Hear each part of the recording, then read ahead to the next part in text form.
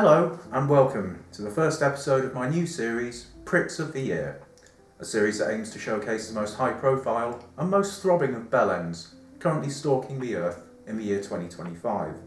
We may only be midway through January, but it's already pretty clear that this series is not going to struggle for subject matter. Now, before I begin, I do need to include one or two disclaimers. The entries will be in no particular order, and this will be an ongoing series. So if you don't see your favourite prick in this video, stay tuned for subsequent episodes where they will most likely be featured eventually. Do let me know in the comments who you think is worthy of future inclusion. I will also try not to include the same people in multiple videos across the series, unless they say or do something else that's worthy of a fresh induction, and if I have something to say about them that I haven't already said. Expect these three crab-ridden pubes to feature quite heavily over the coming weeks. There may also be some entries that go back to 2024 and even beyond, just to ensure that ongoing or long-term cockery doesn't go unrewarded. So, without further ado, let us begin. Number 1. Mark Zuckerberg. Not wishing to be outdone in the social media twattery stakes by his Twitter counterpart, Mark Zuckerberg has made an unexpected bid to reclaim the top spot for biggest wank stain to own a social networking platform. The robotic, ferret-like humanoid last week announced that fact-checkers were to be banned across all Meta-owned sites, and also lifted restrictions on using slurs against members of the LGBTQ community, including, but not limited to, describing them as being mentally ill. To conclude, Zuckerberg is clearly untroubled by the prospect of misinformation being spread online through misleading posts, articles and images, and is absolutely chill with the use of homophobic and transphobic pejoratives. So, with this in mind, here's a 100% genuine photograph of the psychologically unstable.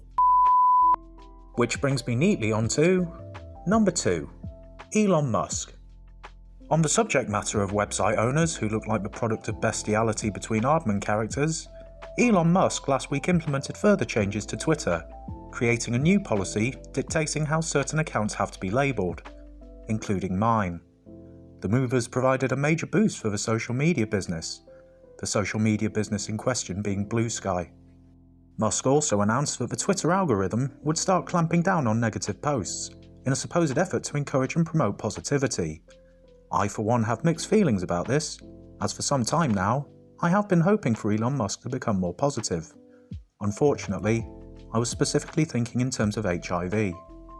Interestingly, there is apparently an Elon Musk biopic in the works, being directed by Darren Aronofsky. Now, I have no further details on this film, including whether or not they yet have anyone lined up to play the lead role, but if Mr. Aronofsky wants any casting input from me, I'm only too happy to help.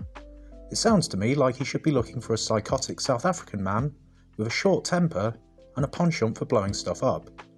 Fortunately, I know of just such a man, who quite recently became available, and will no doubt jump at the chance to get back into work. Oscar Pistorius. Reality, I didn't know that if I bought Twitter then the share prices would plummet to a fraction of their previous market value. Number 3. Nigel Farage. Again, handily leading on from the previous prick, Elon Musk almost performed a shocking babyface turn last week by denouncing the grifting amphibian gobshite on Twitter, claiming that reform needed a new leader and that Farage wasn't up to the task. On a completely unrelated note, Farage spent most of the next day glogging red wine, getting snot all over his shirt sleeves, and listening to Mr. Brightside on repeat. The general election last year was a huge day in the life of Nigel Farage, as he finally laid the ghost of Flipper the Dolphin to rest and became an MP at the 8th time of asking. But July 4th, 2024 was also a significant day for the people who turned out to vote for him, as it marked the first time that many of them had ever set foot inside a school. Farage's record as MP for Clacton has, thus far, been less than stellar.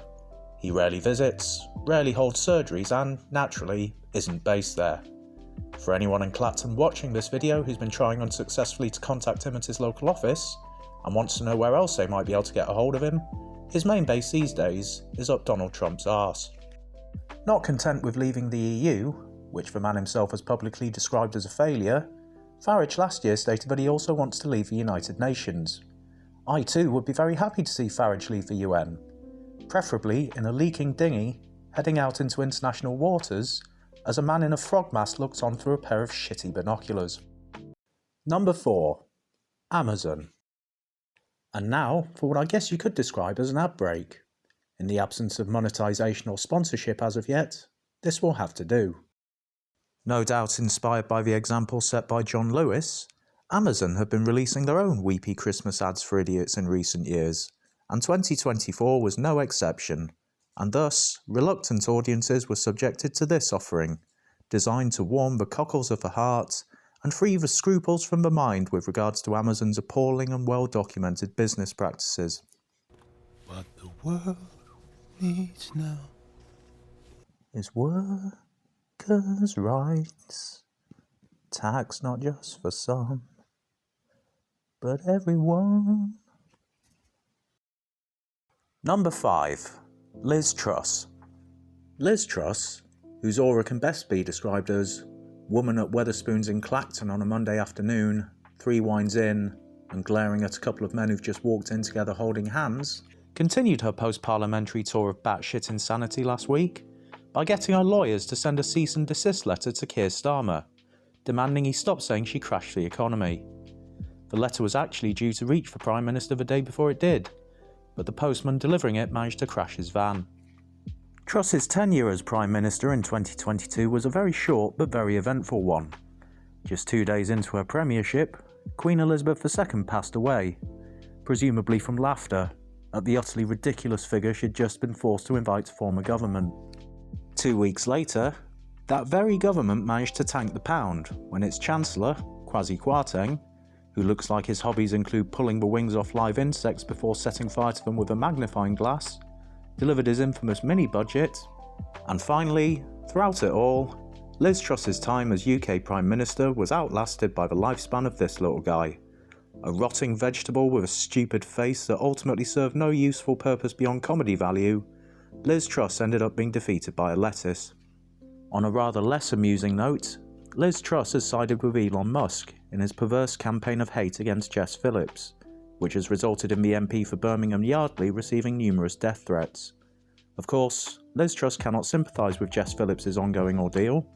She never receives death threats, and has no cause to fear violent reprisals against her, mainly because, despite her best and most desperate efforts, hardly anyone can even remember who the fuck she is. No, hard to identify. Maybe minor royals, members of the... I can't identify them at this point. We can't spot everyone, no. Unfortunately. They look like they could well be local dignitaries. It's hard to see. We're looking at the backs of their heads mostly. But I think we are now getting to the pointy end, as they say, of the... I'm just told that was Liz Truss, the new Prime Minister, in the distance that we could see hopping out of that car. Well, thank you. Number 6. Benjamin Netanyahu. Much is made by Western leaders about Israel's right to defend itself, and this is something they have done with great aplomb and ruthlessness.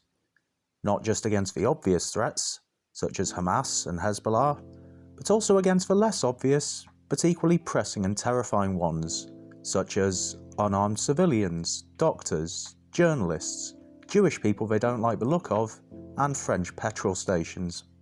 Throughout all this, the UK and the US have been heavily criticised for continuing to supply weapons to Netanyahu and Israel, but it is worth bearing in mind that the Palestinians, Lebanese and Syrians have a plentiful supply of their own arms, specifically the dismembered arms that have been blown off the bodies of defenceless women and children by grinning IDF soldiers.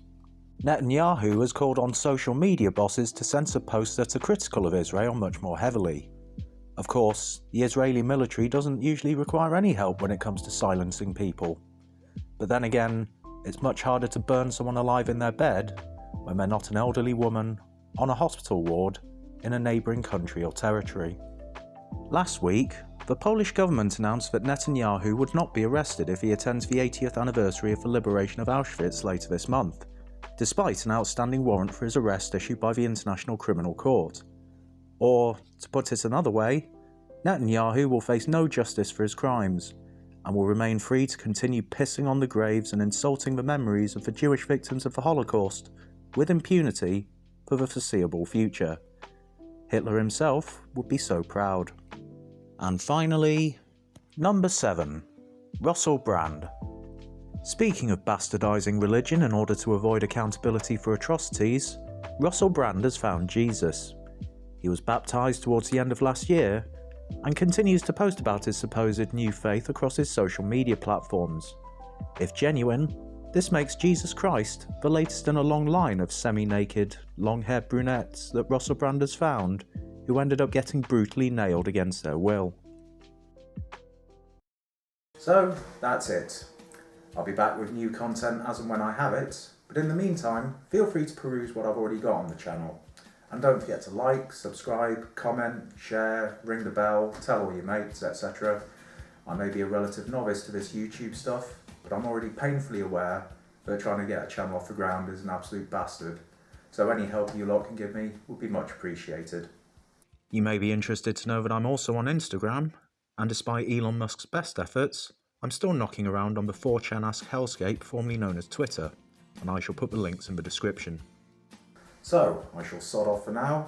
Thank you very much for watching, and I'll hopefully see you all again very soon.